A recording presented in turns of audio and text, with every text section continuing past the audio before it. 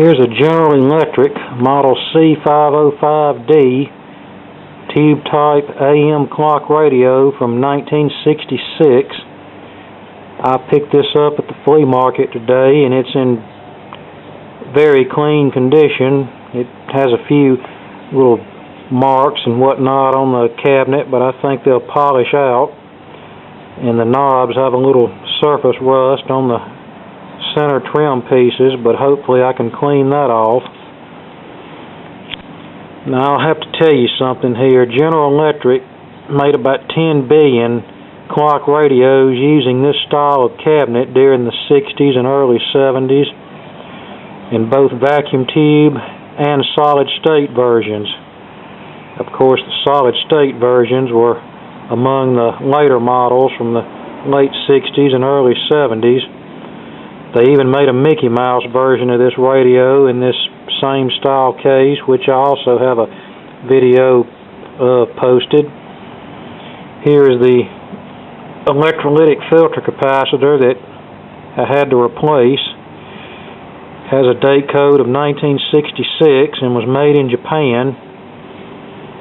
Now this capacitor, the radio didn't have any hum when I first got it, but the performance was not all that great. It just had very weak sensitivity and poor audio quality. And upon measuring the value of this capacitor, both sections read about twice what the rated value is, so just decided to go ahead and replace them.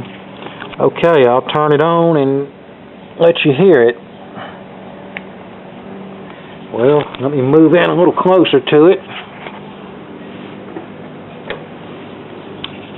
And this radio it's one of the nicer AM clock radios. It has a sleep timer along with a snooze button on it,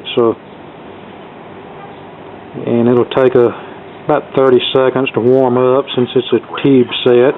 Van Jones warning liberals attending a progressive convention about the Tea Party. And that interference is from someone in the neighborhood running a lawnmower. I'll tell you this. I want to beat them. I want to beat them. Senate once or twice, but they were never able to get it together, even when the Democrats had overwhelming majorities, because a majority of Congress does not want the DREAM Act, because they know.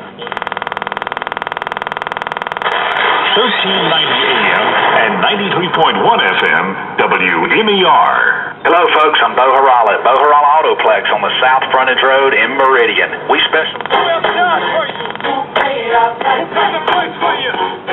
There's only one. In Chicago. Just made it. Oh, and a little footnote, Mr. ASL 3676. Look it up. Your president, Barack Obama, vote. And the clock still runs, so that's a plus. Here's the back side of the radio,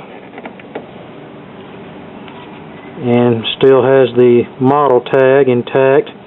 A lot of these older GEs that I find, the model tag is so faded that you can't even make it out, but this one's still readable. When I first got this radio, looking at this faded 4-digit date code, I figured this was a 1968 model, but upon looking at some components on the inside of the radio, it's definitely a 66 model. Although I'm sure they still made these in 68, because I actually have a 68 model GE AM/FM clock radio that's a hybrid model that has a transistorized FM front end section, and the rest of the circuit uses tubes. Okay, I'll pull the back on this and let you see the inside. Okay, here's the inside of the radio. Uses a Telechron clock movement, which is no surprise. Down-firing 4-inch speaker and a little 5-tube printed circuit board chassis. The only capacitors on this chassis that were of concern were the electrolytic filter capacitors. Everything else is of the ceramic disc type, so I'm not really worried there. This radio still has its 5 original GE tubes in it. 12 BE6 converter and oscillator and mixer tube, 12 BA6 IF amplifier, 12 AV6 detector and AVC and first preamp tube, 50 C5 for the audio output tube, and 35 W4 for the rectifier tube. Okay, there's my 1966 GE AM clock radio. Thanks for watching and hope you enjoyed it.